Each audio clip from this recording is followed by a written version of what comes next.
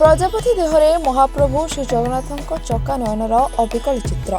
यह विरल प्रजापति को देखा लगी भक्तों भिड़। यह घटना देखा मिली पारादीप मधुबन रही श्री जगन्नाथ रेस्टोरेंट। आज रेस्टोरेंट मालिक दुकान रही श्री जगन्नाथ पूजार्चना सारी निज व्यवसाय प्रस्तुत होता बेले यह विरल प्रजापति उड़ी आसी दुकान में बसीला। महाप्रभु को चकानयन भली अविकल प्रतिच्छवि देखा पर समस्ते आश्चर्य हो पड़ा सह खबर प्रचारित होगा पर लोकों भिड़ जमीला यह विरल प्रजापति को देखापी। तेज दुकान मालिक यह प्रजापति को नहीं पूजा पाउथिबा श्रीजीव सिंहासन पाखे छाड़ा पर धूप दीप दे पूजार्चना करते। प्रजापति क्यों आड़े जाई नथिला।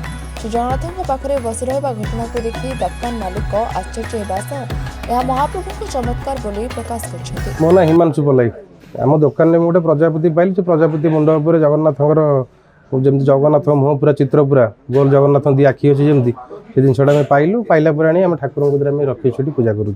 प्रजापति मुंड उपर जगन्नाथ पूरा गोल पूरा मुह थिला पूरा जगन्नाथ आखि जमी पूरा गोल सेमती पूरा गोल चित्र थिला।